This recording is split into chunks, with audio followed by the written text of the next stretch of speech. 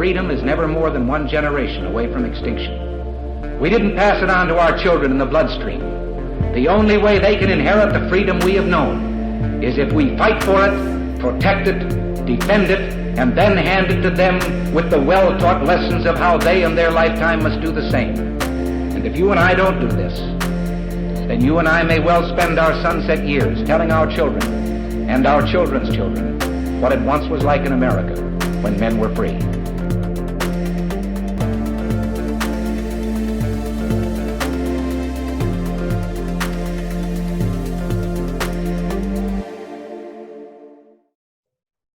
Hey everybody, welcome to episode number 226 of Gun Freedom Radio, where we engage, we educate, and we inform. We are brought to you by azfirearms.com, your nationwide hometown gun shop. I am one of your hosts, Cheryl Todd. And I'm the other guy, Dan Todd. Our theme today is winning in the courts, and our guest is Holly Sullivan. Holly currently serves as the president of the Connecticut Citizens Defense League, a 27,000-member nonpartisan grassroots organization devoted to advocating rights affirmed by the Constitution of the United States and the state of Connecticut. Absolutely. Welcome to the show, Holly. Hi, Cheryl and Dan. How are you? We are great, and I know that you must be feeling pretty good too, because we are following up today from our previous interview just a few short weeks ago when you had told us that there was a lawsuit that the CCDL, the Connecticut, what is it? Connecticut Citizens Defense League, easy for me to say, filed against your Governor Ned Lamont and several municipal police chiefs to stop their blatant and ongoing violations of your members' right to keep and bear arms, as well as other constitutional rights. So fill us in. What has happened since we talked last? Right. So for anybody who missed the last episode, essentially what happened in the state of Connecticut is that when the COVID epidemic happened, our governor stopped a mandate that says that the police have to fingerprint applicants for their pistol permits. The state law says police departments must do the fingerprinting. Not all states even require fingerprinting, but Connecticut sure does. And the legislature has in the law that the police department must accept your fingerprints and take those prints. However, the governor issued an executive order that due to coronavirus, police departments do not need to take fingerprints of applicants for pistol permits. And, that started in March. I reached out to the governor's office in April saying, hey, look, we've got to come up with a solution here because we're now a month in that residents of the state of Connecticut have not been able to apply for a new pistol permit to possess or purchase firearms. And we received no recognition from the governor whatsoever, no acknowledgement of our communication, our attempt to work with the governor's office to find some sort of amicable solution. So then a few weeks after giving him some time to reach back to us, we wound up filing in federal court. And a temporary injunction has been issued by a federal court telling the governor's office that they must remove that statement that police departments could bypass that requirement. So we are very, very pleased that a federal court said that the governor of Connecticut was impeding the right to keep and bear arms. That is fantastic. I mean, it's horrible that you have a governor who is impeding. That part is not fantastic. But the fact that there are tools in play, tools available to be used, and that you have an organization who is taking the responsibility seriously. And the Connecticut Citizens Defense League definitely does that, very much so under your leadership as president. And so what is the practical implication and application of what the federal courts have said? So essentially, they gave the governor just a couple business days and said by Monday, June 14th, they had to have lifted that executive order, had to resume, or I'm sorry, June 15th, that the police departments had to resume printing, or at least I should say, let me rephrase this. The governor's executive order technically said that the police departments did not have to abide by the law. And the injunction said that the governor had to lift that order, saying that the police departments didn't have to abide by the law. Very good. And then has that actually happened? In the vast majority of towns, it has. There are a couple of departments that seem to have gotten the memo a little bit late, and we are working on them to say, hey guys, this is, we're reaching out to each and every one of them and saying you have got to get back on track. You are in violation of state law. But the vast majority of Connecticut police departments have resumed fingerprinting. A lot of applicants do have to make an appointment, or they might have set window of hours, but that's been the case here for many years, and we wish it was a little bit easier, but it is getting back on track. That is so awesome. Are you finding that there are other citizens defense leagues around the nation? Do you feel like maybe they're like leaning in a little bit, listening and seeing and being encouraged by your success? I mean, absolutely. And to that point, it's other organizations as well that inspired me and my organization, so it's kind of a cyclical thing where I think that we see successes in other places and we say, hey, we can do that. And then there's also, national organizations out there that are just so phenomenal, like Second Amendment Foundation, some of those groups that you just look at their legal successes and say, we could do that too.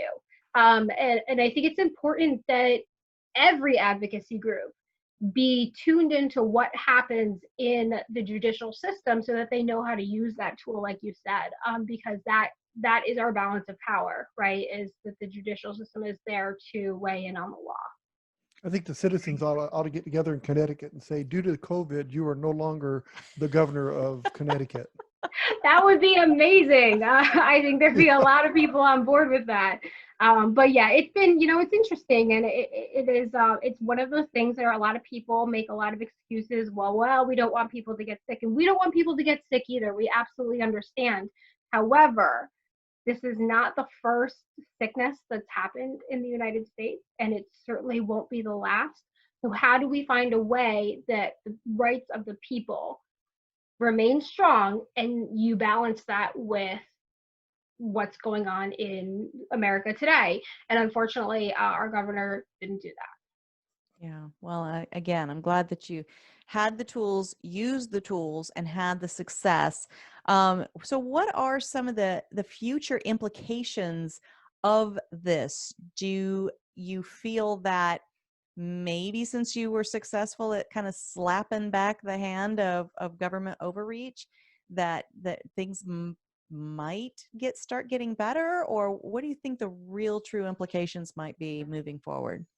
Well, it's really interesting. The Attorney General had stated when we first filed suit, he essentially stated that the case had no merit and he wasn't worried about it. And our Attorney General had previously served in our legislature before he was elected to his current position, and was a very outspoken, let's say he wasn't on the same wavelength with us when it came to gun rights, right? So he was very dismissive of our case when it first happened. And I think to have a federal judge say, no, you are in the wrong here, sends a very clear message. And I think that that's something that won't be forgotten, I think, throughout our capital city. I think that's wonderful. I because we're both delegates of the DC project, and we go to Washington, D.C. once a year. We weren't able to go this year, of course, because of stupid COVID. But we've been in offices all of people all over the nation. I'm from Arizona, you're from Connecticut, but we get to go together in groups. And so I get to experience different people's legislators.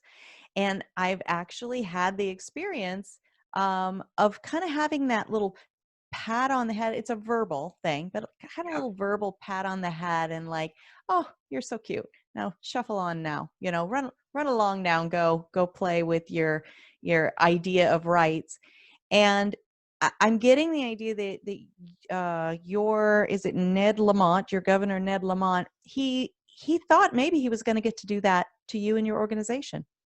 Yeah, I mean, absolutely. I think, it was one of the earlier executive orders that was issued when COVID happened. It was Executive Order 7E. So, it didn't take them very long to put that in place. But absolutely, and I think that it's really important that people aren't afraid to use their voice, find a constructive way to do it. We're in a civilized society where we're fighting with our words and our actions and our funding and all of those different tools that we have. And don't be afraid to say, you're in the wrong on this. I will prove that you're in the wrong on this. And we're going to do it the right way. That doesn't necessarily, you look at the world around us, and there's so much going on with looting and rioting and violence, and it doesn't have to always be that way. We have a lot of tools available to us in our society to find a voice and tell big government enough is enough. Well, so Holly, does the state of Connecticut's constitution have a rule in there that if COVID happens, that they can become rulers? Actually does not, believe it or not. No, it doesn't. In fact, the Connecticut Constitution actually says that the people have the right to keep and bear arms in defense of self and state. In defense of self and state. So how can I possibly defend the state? You can't even get a permit. Yeah. And now, mind you, in the state of Connecticut, you can't even buy a firearm without a permit. You can't buy a single round of ammunition without a permit. All of that ceased. So new owners who wanted to go in and if you didn't already have a permit, you're not buying a gun, you're not buying ammunition. So that's a direct violation, not only of our Second Amendment rights, but our state constitution as well. So if I wanted to move to Connecticut and I brought all my guns with me, I'd be a felon? Yeah, so unfortunately, if you were to bring in any of the assault weapons that were banned post Sandy Hook, you can't bring them into the state anymore. There was a one-time period of time to get those registered. Any new resident to the state of Connecticut cannot bring them here ever again. So Is that in the Constitution too? no, believe it or not, it doesn't say anything about that in our Constitution. That is craziness, how that we've seen the line move so far over the years, and it's different in different states, different cities across the nation. But every time I read our Constitution and our Bill of Rights for the entire nation, I still don't see an asterisk in there. It still says shall not be infringed. And so, hopefully the measures that your group just took and the measures that other groups are taking. And I hate that everything has to be settled in the courts these days, it seems, but at least we do have that tool that we can slowly put the line back where our founders placed it in the first place. And that was, shall not be infringed. Holly, thank you very much for doing what you do, because if you didn't do it, then where would we be today in Connecticut? So thank you very much. Yeah, very happy to. Thank you. And we always say, in our organization, we say, if not you, then who? And if not now, then when? And I would love if, folks who were caught in that period of time that they were not able to exercise those rights, that they get on board with us, because they've seen it firsthand. They may have been some of the same legislators that they voted for in years past, but when people were feeling insecure about the ability to protect their own families, they've come to us and say, how do I get a gun quickly? And we say, unfortunately, we can't. Right. So let's get that fixed. Let's get that fixed. All right. Well, tell folks just before we run away, how do they join in on the fight with CCDL? Sure. You just go to ccdl.us. And there is a click to become a member. There is no cost to join us. We are a free organization. We will always be a free organization, and we welcome members from all over the country. Fantastic. Thank you so much for all you do, Miss Holly Sullivan of the Connecticut Citizens Defense League. Thank you. Thanks, Holly. Thank you, Holly. Bye-bye. Bye. Wow. So, I need everybody to listen to that, just that organization of 27,000 people were able to make a change. Yeah, that is a drop in the bucket of the overall population of our nation. But when you combine and condense and you focus your energy together, really important things can happen. Because really, it seems to me that when we see stuff change really dramatically in the wrong direction, constitutionally speaking. It's usually one or two people. Yes. It's just one or two people. But I And just everybody caves. They're Yeah. just like, oh, it's too scary to stand up and actually fight for the things that our founding fathers and mothers fought, bled, starved, and died to secure. We got this pocket constitution, really cool, real short. We've shown it to you before. And I'm thinking maybe there's two versions of this. No. Maybe this is the rights version, Mm-hmm. and that there's an anti-rights version, because I look in the back of the book, there's not a blank page where you can add things to it. And there must be one, because how could anybody let the governor of Connecticut do what he's doing? Even the fact that you have to get a permit to own a gun and that you can't have an AR-15. How does he get away with that when he has an oath to take with this? So tell me how that happens, and why are the people of Connecticut and other states allowing this to happen? Why? Is this no good anymore? Is there one that you can add to it? I don't know, but that makes me really mad. I want to go to Connecticut. I want to move to Connecticut. Just to be a rabble rouser. I want to be 27,001. And one going to join the CCDL. That's an interesting point, is that you can be a member of the CCDL and not live in Connecticut. You can financially support them. I joined. I'm a member, and I live in Arizona. So because I see the work they're doing, it's important work. What happens in one state will impact every state. And so I would encourage you, even if you don't live in that state, you can be that 27,001 right from here, right from wherever you're sitting, listening to the sounds of our voices. But what do we do about that? The fact that the Constitution is the law, mm-hmm. It's been recognized for 200 years plus. Mm-hmm. What can we do about that? The people that aren't following the Constitution we can take them to court, we go through the expense, and they just go, oh, okay, I won't do that anymore. It doesn't affect them. The governor, all you did was probably put a little fire up his butt that the next time he's going to do something even worse.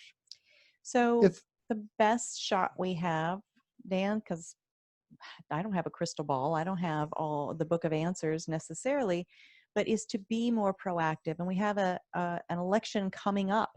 The primaries are already happening all over the nation. We're sitting in the studio on Monday, July 6th of 2020. If we don't vote in the first place, the people that are going to put their right hand up and lie on their oath, lie when they're taking their oath and say that they're going to protect and defend and uphold the Constitution, if we don't elect those people in the first place, then we won't have to use the courts to undo all of their unconstitutional efforts later on. And,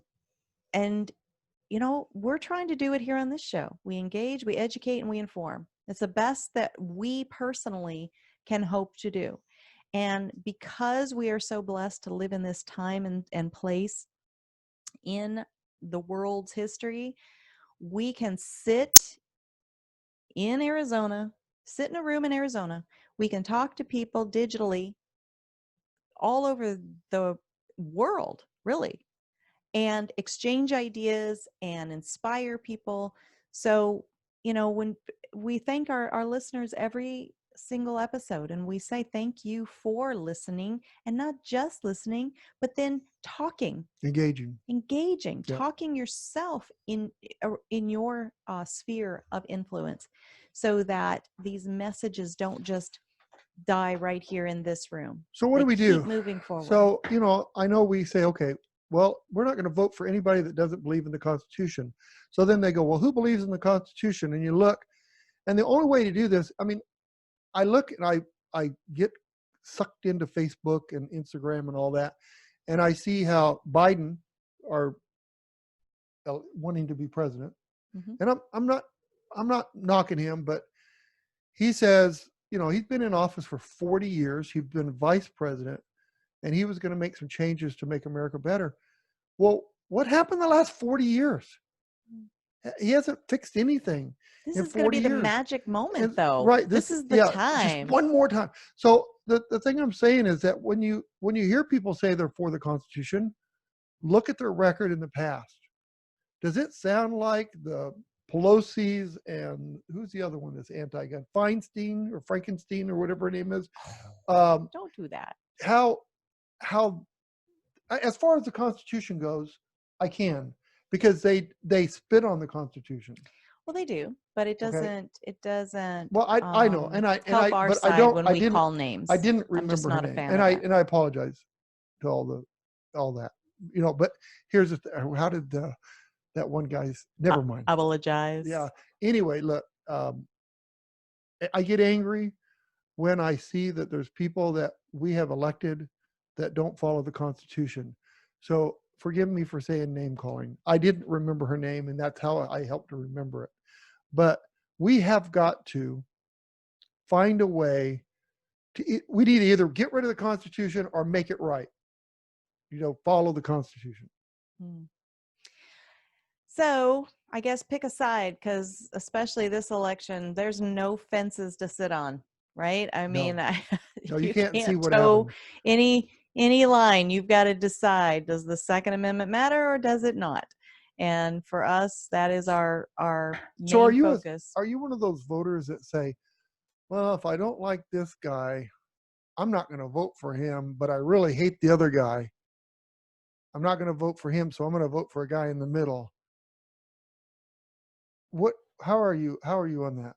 I mean, you know what I'm saying, right? I do know what you're saying. And that is always, it's a difficult question to answer, because how I vote, how I make my decision is how I do it. And it's not an indictment of how anybody else does it.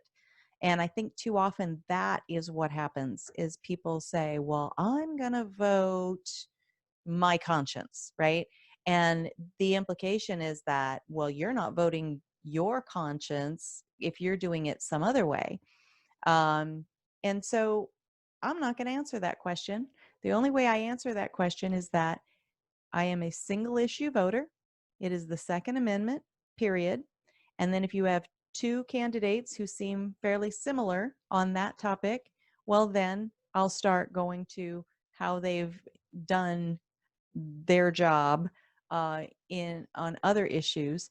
But the Second Amendment, truly, it represents how a candidate or an elected official views their own personal purpose for the job. Is it about their power, or is it about being a representative of their constituents? It explains to me how they feel about their power, how they feel about civil rights, human rights, women's rights, and even the First Amendment, because the Second Amendment is the or else, right? Right. That helps make sure that our First Amendment rights are respected. So it really does. The Second Amendment encapsulates a lot for me, and it tells me a lot about. And so this, I got to switch gears for a second. The way that different elected officials have interacted based on COVID, right? How much they've overreached, how much they've used an or else in their mandates. That tells me very much, if they can't be trusted with that, then how am I going to trust them that they aren't going to find some reason to overreach with anything else, including the Second So Amendment? it's just the mask right now, but it could be guns the next issue, or it could be air travel or anything else. And, I just got a bad feeling in my stomach, because I listen to people on the radio all the time, and I try to learn from what I don't like about radio. Mm-hmm. And one of the things that I hate it, is when somebody calls somebody a name on the radio. And you just did. And I just did it. Shame. So I can publicly apologize for that and tell you that that is not me. But I am really angry when I hear that the state, if somebody has to sue a governor for our constitutional rights, win that case, and there's nothing happens to the governor. I know. It's more taxpayers' money. Big deal. We can get more of that. Mm-hmm. When I see these things happen, it makes me very angry. And we're recording in July, and there's a lot of stuff going on. They're trying to erase our history. They're taking statues down. And I wanted to ask Cheryl, behind us we have Abraham Lincoln Memorial, a Yadro. There, yes. Are you going to take that down?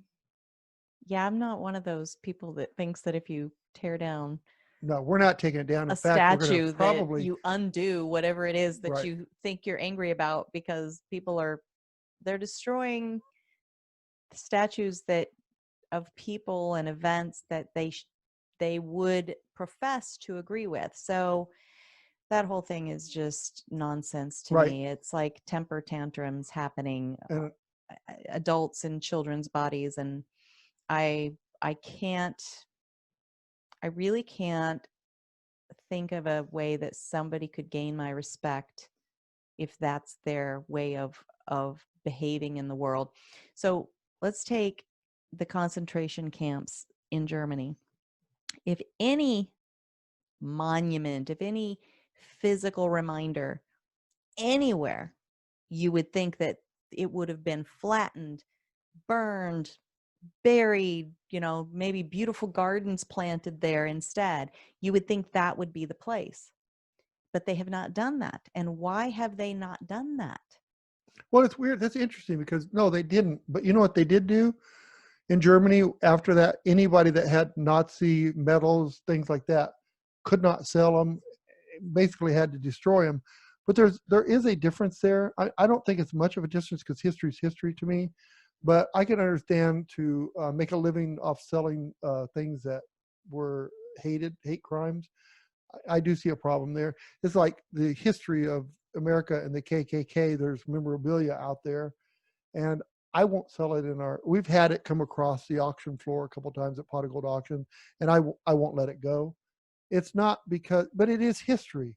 And so for somebody to keep it and save it, that's their right. But to idolize it or to profit from it, it's not for me. But I will tell you this, an old wise man told me that, destroying our history is not going to change who you are today. Mm-hmm. It's not.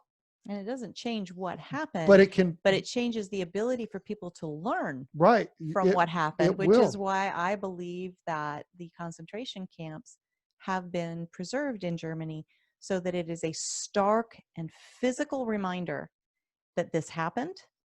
It was horrible. Yeah. And if we aren't learning from it, we're going to possibly head down that road again. And there's people that say that can't happen again after World War II, but yet other things of that kind of examples have happened into modern times. Mm-hmm. So it's a condition of the human heart for sure. And a statue, standing or not standing, is not going to change that. But the fact that a statue would stand there gives us an opportunity to go, who is that person? God, could you imagine? Why is that statue there? And maybe it would make you angry when you learned about the person, and then you can use that to teach the next generation. See that guy there? He's got this statue, and this is what he did, and it makes me mad that he's there. But if I really want it gone, then there is a process, not just showing up with a bunch of my angry friends and ripping it down or defacing it. Right.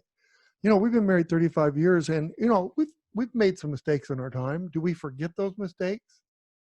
No. What point would there be in that? Then we didn't learn, and we're going to have to do it all over again. Right. So it's important to remember so even family history, whatever. Yeah. It's good to remember. For sure. Hey, what are we doing? We are wrapping up. Well, shouldn't we thank our listeners and our guests? I think we'll thank our awesome listeners. Truly, what we do here would matter not nearly so much if it weren't for our amazing listeners. And how do people listen and watch? Well, you can tune in on YouTube or GunStreamer or the OpsLens app if you want to watch a video of the guests that we've had on. And you can binge listen all you want to your heart's content. You can, and you did that quite well. And if you like to just have the audio version, then you can go to our website, GunFreedomRadio.com. Click the On Demand tab. And as Danny so eloquently said, you can binge listen to your heart's content. And now he's mocking me. And then if you want to see pictures and bios and links to the works of all of our guests, click the Guest tab. It is a tremendous resource, and we don't hate it when you spend time there. So until next time, and thank you to our guest, Yes. Holly Sullivan, and the Connecticut Citizens Defense League for all the amazing work that they are doing. That's probably not easy work either. There's probably times that, man, I'd rather be doing something else than doing this. I'm sure, but it's necessary. And she has a daughter. Many of the members have children and grandchildren, and we all understand that we are the standard bearers, right?